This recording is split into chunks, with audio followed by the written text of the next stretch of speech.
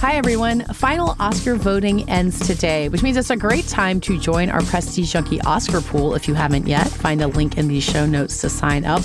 And it's also time for this year's Oscar contenders to breathe a little bit of a sigh of relief, at least until they have to go to their next fitting for their Oscars outfit. It's also a good time to step out of the day-to-day of the campaign season and look at the bigger picture of the Oscars, which is precisely what happens in the new novel written by my guest, Dan Daddario. His book, The Talent, follows 5 Best Actress nominees across a fictional Oscar season, and then what happens when a whole career worth of hopes, dreams, feuds, rivalries, disasters all lead up to winning a single gold statue. Dan and I will talk about the book and what went into it, but also some of the bigger ideas floating around this very real award season. I'm Katey Rich, and this is the Prestige Junkie Podcast. So first, Dan, thank you for being here. You're not only the author of a book, you're the chief correspondent for Variety. We're really in the mix of the entertainment industry together. So you know of which you speak when it comes to Oscar season, to put it mildly. I like to think so. I've been covering it in a pretty detailed way since I came to Variety 6 years ago. It's been a lot of fun, and this season is no exception. How much of an Oscar nerd were you before you dove deep in with Variety? I know you've been covering film for a long time, so I assume to some degree. Yeah, I was one of those people who was very activated by, this is showing my age, by the Titanic Oscars. And since that origin time, story for so many of us. Like, the Academy should be paying James Cameron, like, residuals for an entire generation. He's fine. Give them to someone else involved. Give them to Francis Fisher or somebody else. No, but the upshot is that for a long time for me growing up, the Oscars and movies were effectively synonymous. Now I see them in a bit more of a bird's eye view way, but I remain as captivated as ever. But you're not, you're covering entertainment for Variety, but you're not in the thick of it the extent that you were into the people in this novel are. Like, you're not like me losing your voice at the PGAs. Like, it's a little more from a distance, right? Yes, that's the nice thing of what I describe as the bird's eye view, is that I live in New York. For me, the busy period of award season is actually at the very beginning. Mm-hmm. Most years, I do several profiles at the start of the season. Like this year, I profiled Sebastian Stan for The Apprentice, Daniel Craig for Queer. Thank you. Daniel Craig for Queer, great movie. Good job. We try. Your power only extends so far. Exactly. I can only do so much. And I'm there for Actors on Actors, which is our series where actors and actresses are placed into conversation. So that's what I like to say is what really kind of got me into the room. That's my big moment of award season, is seeing how they interact, seeing really the beginning of what is a marathon that leads you through most years, the nominees luncheon, Golden Globe SAGs, and so on, up until the final night. The beauty of writing the novel like you did is that you get to make these people up and imagine all kinds of feuds and bitterness between them. And we spend a lot of time with real people speculating about it amongst ourselves, right? Like, I'm sitting here thinking, like, what do Mikey Madison and Zoe Saldana think of each other? Like, how many interactions have they ever had? So we don't want to, put real people under the microscope to that extent. But just this season in general, how much are you enjoying the narratives around some of these actors or directors or anybody else? Like, what has stood out to you about the stories that we're telling about this crop of Oscar contenders? For whatever reason, and obviously there's an exception to this, but I would say that overall, I've been stunned at the degree to which it's been good vibes. I think that we what exception? What can we talk about? But in the main, we've emerged from a couple kind of slower ceremonies and seasons in the immediate aftermath of COVID. We've emerged from the strikes. Obviously, there are real-world X factors to take into consideration and take seriously, like the fires earlier this year. But speaking about just the industry, it seems very mutually supportive from afar. I took note of this at Actors on Actors. There was more than usual kind of hubbub in the hallways and people catching each other and hugging. And maybe that's just the particular alchemy of this group of actors. But you've seen a lot of, I think, mutual support. Again, we can only speculate. Maybe it's all a great performance. But the narratives have been something that a great novelist could have written. Like Demi Moore's, I hesitate to call it a comeback, but I think she might. I think so, yeah. It's something that is so mind-blowing to contemplate given where she was in the industry just a few years ago. The emergence of Mikey Madison as kind of this breakout star of this movie that kind of went away and came back. everything involving Wicked. I mean, these are great stories. And oftentimes in awards season, you get kind of one or two great stories. Like last year, Barbenheimer kind of really set the tone. The year before that, it was Everything Everywhere taking the town by storm. This year, it feels like there's like a few braided strands that are really fun to follow. Yeah, and I feel like that's part of why the race felt so wide open for such a long time. And I guess as a sidebar, like, do you agree with the rest of it? I mean, this episode is going to come out after the BAFTA Awards, so we might know more about the season than we do now. But like the Honora Cinderella story, that again is something that like you could script. Do you feel like that is indeed going to be the narrative that takes us all the way at this point?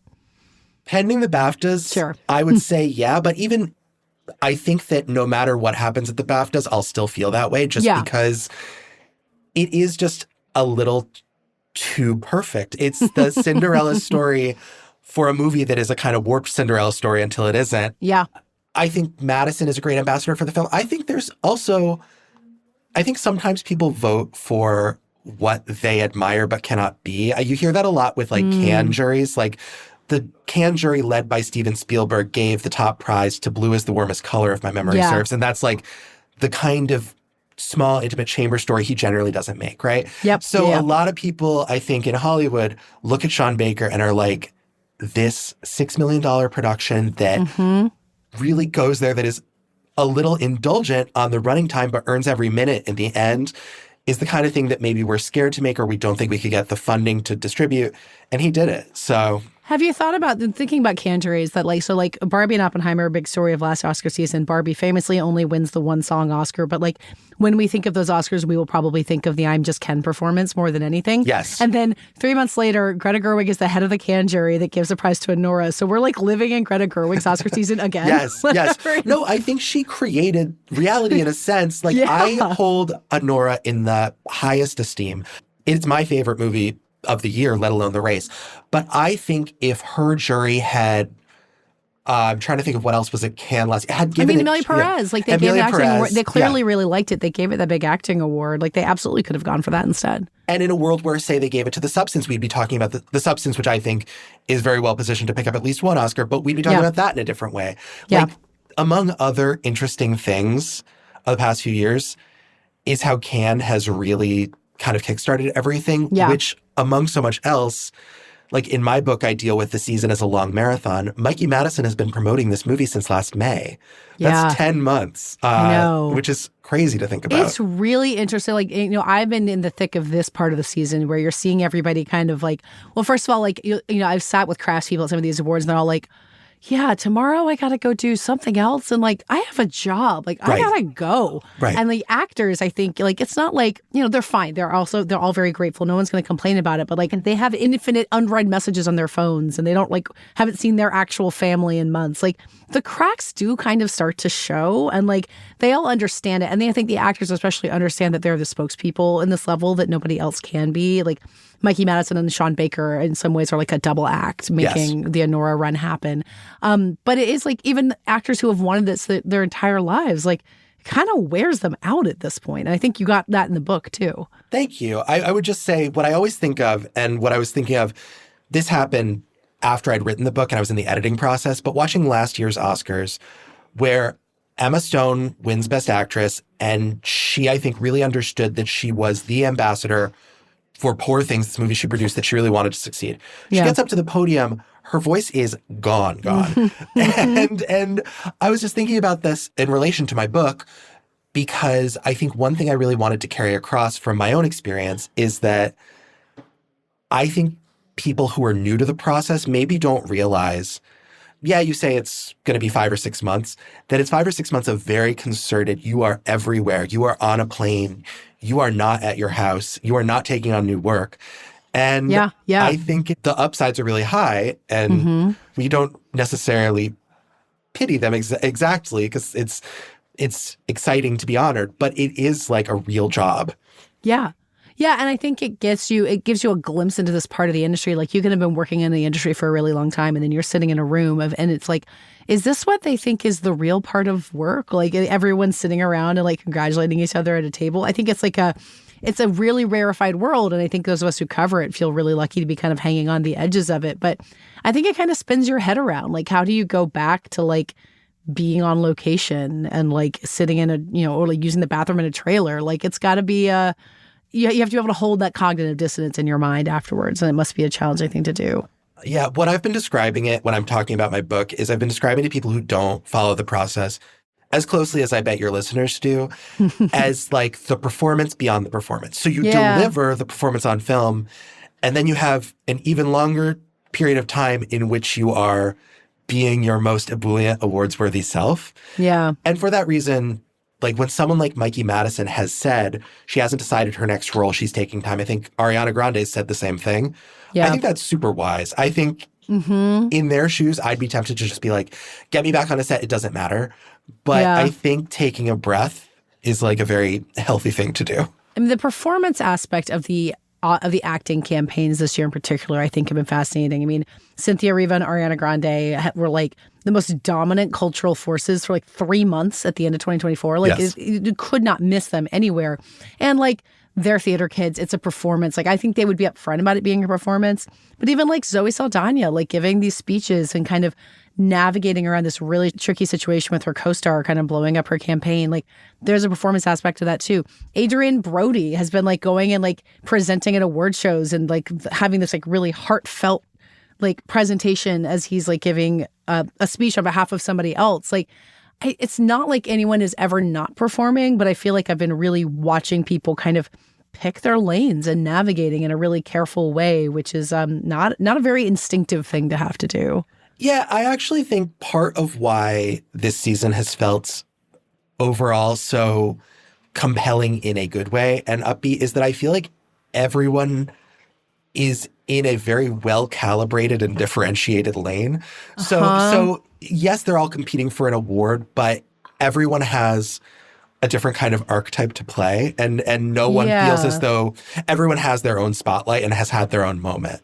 Like, I would add to everything you just said, Timothée Chalamet is running the most hard-fought but unconventional Oscar campaign I've ever seen, where as far as I can tell, he's doing very little in the way of classic awards campaigning stuff, but is leveraging media interest in him to like go on SNL and play Bob Dylan deep cuts. That was many things. It was also a campaign event. So yeah, no, he's not working the rooms. He's kind of embracing being a gigantic celebrity who can open the weirdest possible set of December hits you can imagine, and is doing a great job of it.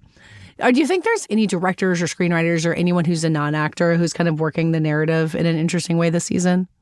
I think that win or lose, Brady Corbet has a really bright future ahead of him, not merely because obviously he's very talented and brought this movie in and the movie that it is, but that the narrative around the film, with some momentary hiccups aside, generally being he shot this in VistaVision. You won't believe how inexpensive it was, and it came in immaculate. Yeah. Speaking of the things that I think directors feel envy of, he's kind of successfully carried himself off as the wonder kid, even standing on stage at the Golden Globes and making the point he made about how directors deserve final cut. Yeah. You know, I'm sure a lot of producers in the room were kind of rolling their eyes, but he's established himself as kind of, I was going to say the heir, let's say an heir to the Coppolas and the Scorseses of the world. Like the new standard bearer for a certain type of ambitious, capital G, capital M, great man cinema. And so he's worked it, win or lose. Like I think his next project will have many more eyeballs on it because dollars, of his presence and dollars behind it. Good point. Yeah.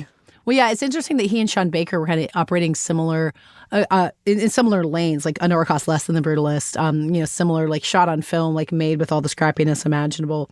And Sean Baker's closing argument has been more along the lines of like put movies in theaters, like put things behind it, which I can imagine for a room full of producers, like you said, they're like, okay, yeah, let's do that. Not final cut. That's workable. We can work with that. Yeah. I also think Coralie Farja has done a very good job of being kind of the embodiment of joy. Like when you see her at an award show, she's plainly delirious to be there because of all the films nominated. You know, Anora isn't a classic Oscar movie, but The Substance really isn't. Really not, yeah. And I think she's made clear through her bearing and her support of her cast and just her general upbeat, positive attitude when you see her at things, that she genuinely gets that this is a big deal and feels honored and is carrying the torch for kind of prestige genre cinema and rides that line really well. So I think she's another one who I think whatever she does next, it'll be leveling up in a big way. I feel like a lot of times watching these filmmakers, like at award shows or doing interviews or when I get to talk to them, I kind of get a glimpse into like how they got these movies made in the first place. Cause like they gotta be pitchmen. They gotta like kind of put on a show for the town to get their movie made. And I had this thought about Ramel Ross, who like has such like an academic, thoughtful background for everything. And you listen to him talk and you're like, okay, you just used 3 words I don't know. And I'm gonna have to look this up afterward, but it's so persuasive. And you're like, okay, that's how you get something like Nickel Boys made. I mean, obviously he's working for Plan B. He's got good producers as well. But you kind of watch how they pull off these miracles. And it's not quite the same skill. Like, Demi Moore gives a great speech for The Substance. That's great television. And that is a really different thing than like getting your movie made. But it you know, as journalists, we don't work at agencies. We don't see someone in their pitch meeting. But it does feel like you're getting a glimpse into how reputations are built and how people decide to take a chance on you when you can kind of navigate through all of this well. I think that's really astute. I think that being nominated for an Oscar is probably really productive, win or lose, not merely because it exposes you to more audience members, but because it gives you practice telling your own story. Yeah. And whenever any of the people you just mentioned are next in a room, I think the path will be easier for them because they were Oscar nominees and potential winners. But I also think they've had 6 months of hitting their marks in selling their particular vision of themselves and their work to the voters who are their peers in the industry and producers as well. Yeah. I mean, you just know Brady Corbet, like, you know, imagining the meetings that they're having, like between when The Brutalist premieres in Venice and right now, like how many people are trying to come to him. And like, he's been really rigid about like, I'm going to make my movies my own way. He's not going to sign on to a Marvel movie, but you imagine how different those meetings are than what they might have been 2 years ago. Absolutely. I mean, I think among the amazing things about The Brutalist is I esteem Vox Lux. I like Vox Lux. I'm a Vox Lux defender. Look at you. Yeah, and I'm vindicated. I'm vindicated Finally, in a major history way. has caught up to you and your brilliant takes. With that said, I don't think anyone walked out of the theater all of us, many legions of people who saw Vox Lux theatrically, I don't think anyone walked out of that theater and said, okay, his next movie's going to probably be, nominated for many Oscars. It'll be 3.5 hours. It's shot on film and be like this towering achievement. And Adrian Brody's comeback. Yeah. I kind of just thought he was going to continue in his very esoteric vein. And so, yeah, I just think these are the kind of narratives beyond the acting races that have made it really fun to watch. I think that the fact that it's so unsettled, that it still feels like, we talked at the top about how Honora is definitely the front runner, but it still feels unsettled. That's exciting. Yeah. That's really fun. Yeah, I was talking to some mutual friends of ours. I'm sure that there's a moment where like Brady Corbet's holding a Golden Globe. You'd be like, what? Yeah. How did we get to this point in history? What wormhole did we step through that this happened? And I thought that was amazing. And I think Sean Baker, who I've loved since Tangerine, holding a DJ award is amazing. It's just, whatever happens, like I said at the top, like it feels like a lot of different people have had moments in the sun. Like Fernanda Torres, whatever happens on Oscar night, won a Golden Globe. There's so many little things like that. And like gets to join her mom as a Best Actress nominee. Yeah. Like that's an incredible thing. I mean, that's like the like international darling at Best Actress nominee, which like we've seen happen like increasingly in recent years. Like you kind of like touch on some of the international industry in your novel, but I feel like that's a whole other facet of like Best Act. Well, this is the question I was going to ask you about your book, like the idea of a Best Actress archetype and, know, what role people fill. I think you're totally right that this year everyone's kind of had their own different lane. Like everyone's like people are breakouts in different ways. People are veterans in different ways. How did you, as approaching making it up for yourself, like did you just kind of sit down and be like, here's a list of all the types you can have in Best Actress and here's what's the most compelling to make up a story around? Basically, yeah. So So the way it started was I had two very clearly in mind, which is the thing that in the off season we spend the rest of the year talking about, which is who's due, which is to say who is the kind of person who, despite a great career that anyone would envy, has never won. Yeah. And then for dramatic conflict, if there's someone who always loses, there has to be someone who always wins, right? Because that has to be the rivalry. And so then I was like, well, there need to be three more. And so thinking about it, I thought of like a true ingenue, someone really breaking out in their youth. a kind of someone who has had a checkered, like less critically beloved career who finally makes it connect. And then international, in this case, British. Yeah. And international somewhat. Also a common type. Exactly. In the race. Exactly. An international, or in this case, still English speaking. Yeah. Total unknown in the US who kind of pops and everyone is like, where have we been hiding her? Across the Atlantic? And so I thought those were the ones that kind of grabbed me the most in terms of it's intergenerational. There's a bit of an international aspect. And it just seemed like the two younger people were paired in an interesting way to me. Yeah. So it seemed like there could be grist for a lot of conflict. Yeah, it could. A pentagon of drama. Exactly. I mean, to rewind a little bit and talking about the Oscars in generally, like Best Actress is so often the locus for attention from people like us. Like it just seems to, it doesn't even always have the drama, but it's always where we want the drama to be. Like, why do you think that we rotate around Best Actress year after year like this? It's so funny because I've been thinking about this. To me, setting out to write this book, it was so intuitive. I just thought to myself, well, Best Actress, of course. Like, why would you ever write about another category? Who cares about anything else? And I've actually, now that I've gotten the book out of my system, have begun thinking about it a little more critically. And I think there's a lot of kind of big thoughts about our culture that I have that I'll try to be concise about, which is just to say that I think at the awards ceremony, men kind of can often do show up dressed to the nines, but can kind of be whatever. Whereas with women, there needs to be this extra element of performance where the clothes mean something. There's a symbolism that there's just more teasing and prodding to every element of it, from their literal physical appearance to the way we monitor their speeches in a different way. I mean, I've been talking a lot to people in the run-up to this book about, I think if you ask people on the street what the most iconic Oscars moment of all time is, at least 50 out of 100 would say Sally Field saying you really like, or that's saying you like me right now. Yeah. You almost misquoted her. I almost misquoted her. I had to correct myself because I have to be fair. But all know the real quote. It's remembered. Yes. Remembered even more emphatically, which just proves my point, which is that I think that there's a perception that men have to be, and often are, more stoic in the acceptance, whereas there's more of an open emotionality that's permitted and even encouraged by actresses. I think that the Wicked press tour is at the extreme end of a spectrum, but that in general, when I've interviewed male stars or seen them at Actors on Actors, they generally are like, yeah, it was really cool. I'm really glad my movie's out. I really hope people like it. Whereas I've had experiences with Oscar-nominated actresses where I think it's just more socially acceptable to be more in tune with your emotions. Yeah. And so I thought it would allow me to get at the emotions that roil under the surface of award season in a different way when I thought about it after having written it.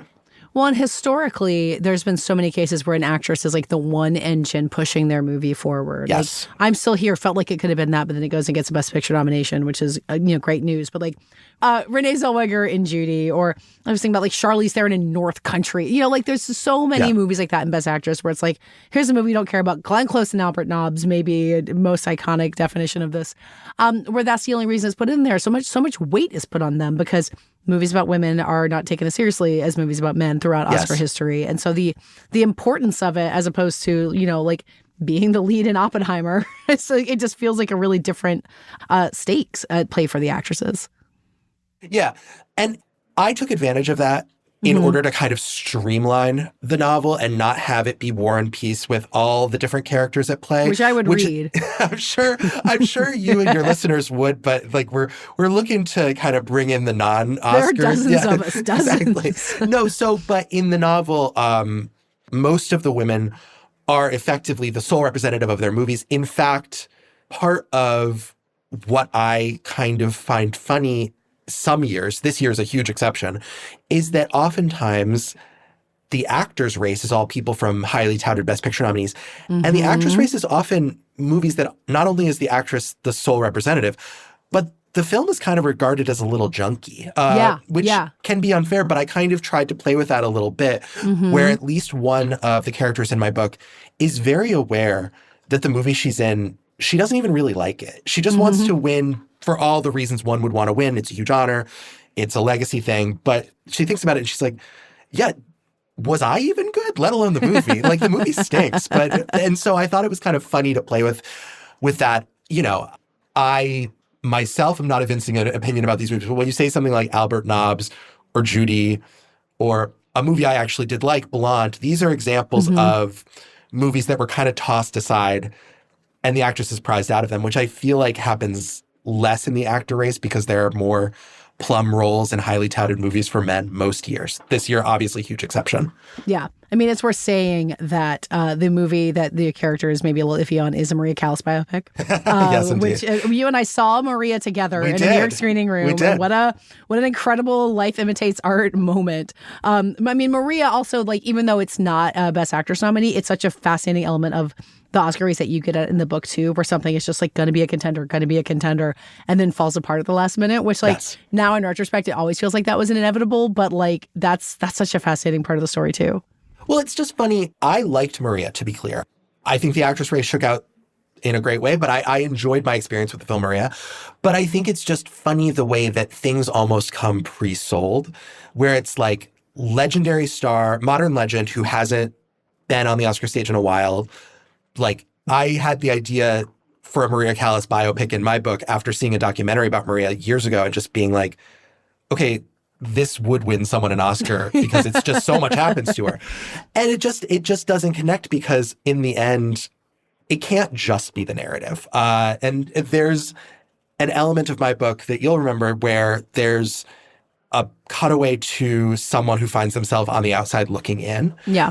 And this character was my attempt to kind of write about what it feels like when it's just the narrative and your narrative isn't good enough. Where do you go? Yeah. I was happy for Angelina Jolie, who I'm a fan of, that she went to Santa Barbara after no nomination. And for her, I bet it is just more about learning to sing and the experience of that. But I was glad she didn't kind of hide herself away and had kind of a capstone on her season because she deserved that. I wonder, I don't want to like overread into one set of nominations, but like Angelina Jolie and Nicole Kidman both coming up short in this Oscar season. Like with movies that like had their drawbacks, I like Baby Girl a lot, but I could see why it was always going to be an Oscar movie. Like I'm trying, like Cynthia Erivo is the only previous nominee of the Best Actress nominees. So she's like not a veteran by any means. She's young. Like she's only been up there one time before. So I do wonder if there's some kind of like move away from it's her time.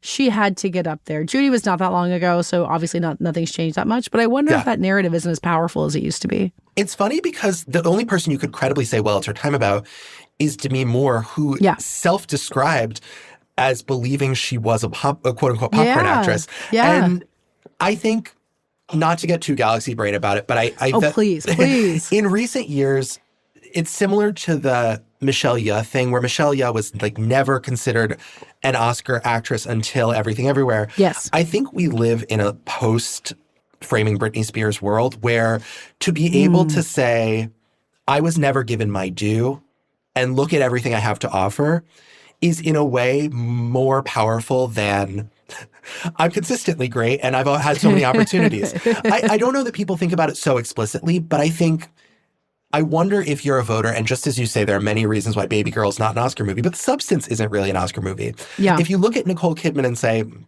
okay, she books 10 TV shows a year, she's the biggest star of our modern era, and she will always be a legend, she already has an Oscar, is that somehow a little less compelling than Demi never really had a shot, and she finally got an opportunity and grabbed it with both hands. Yeah, and published her memoir like 2 years ago about which I love.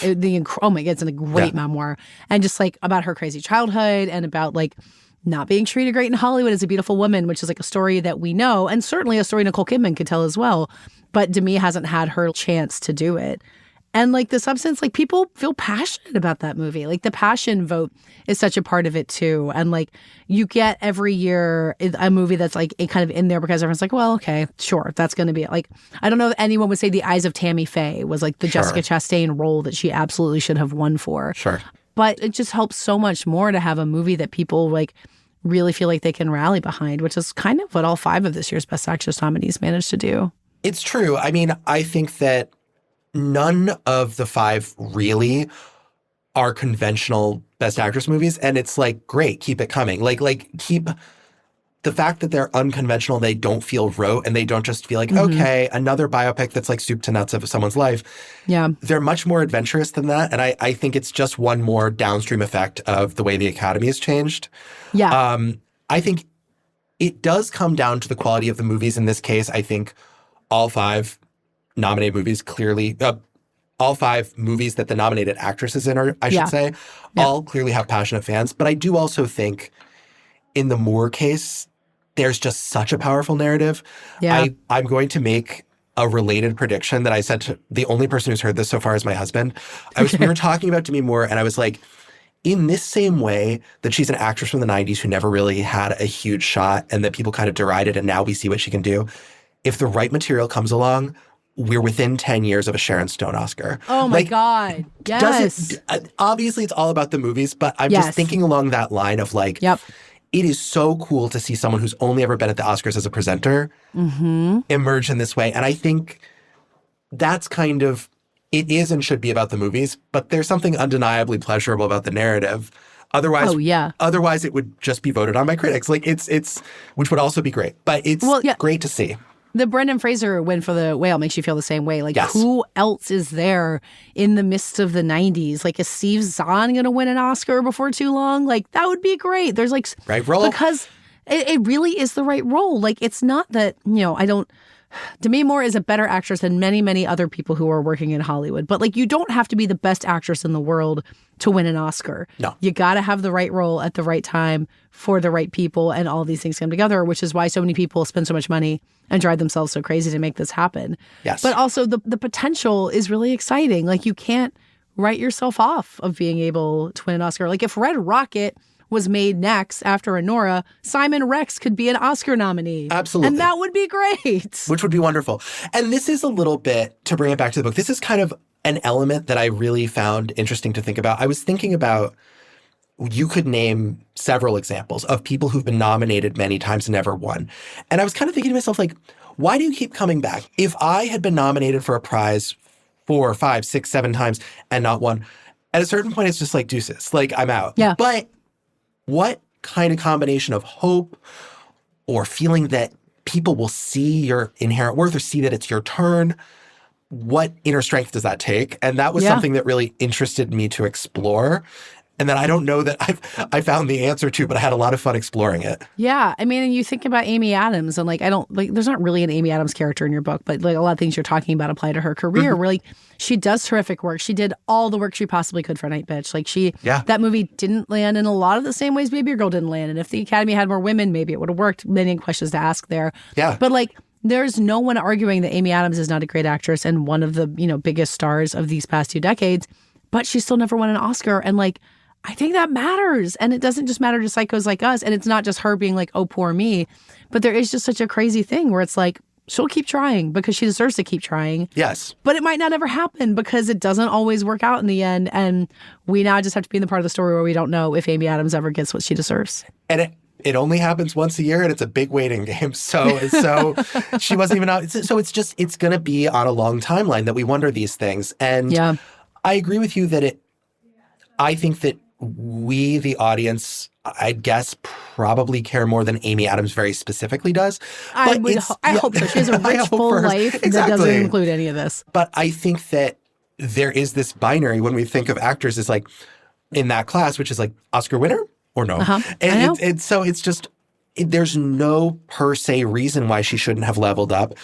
Her list of nominated performances, I could say a couple that I think she ought to have won for over the person who did win that year, but she didn't. And it's just, it's this alchemy of narrative, moment, and role. And the worrisome thing for people in that category, not just Adams, is does it become like, I'm foreordained to lose? Yeah. Does it become the Glenn Close thing? I think is kind of the current definition we have of it. Yes. I mean, there's a character really late in your book says something along the lines of like, I didn't even know if I wanted to win, but if I had, I would be in the history books. And the history books is what matters. And I think that's something that Oscar nerds really obsess over. Like, it's an imperfect list, but it's a list and it's what we've got. And like, that to me is kind of the heart of what keeps me coming back to this. And I wonder if that's how you feel too. Like, It's not going to be the best version of what the year in film in 2024 was, but it will be the version. And like that matters if nothing else does. Yeah, it's one more very concrete way to kind of take the temperature of a moment, right? It's opinions will shift. A famous example, I suppose, is if you ask people today what the greatest film of 1994 was, they would either say Pulp Fiction or Shawshank Redemption, right? And that's not what won, although I love Forrest Gump.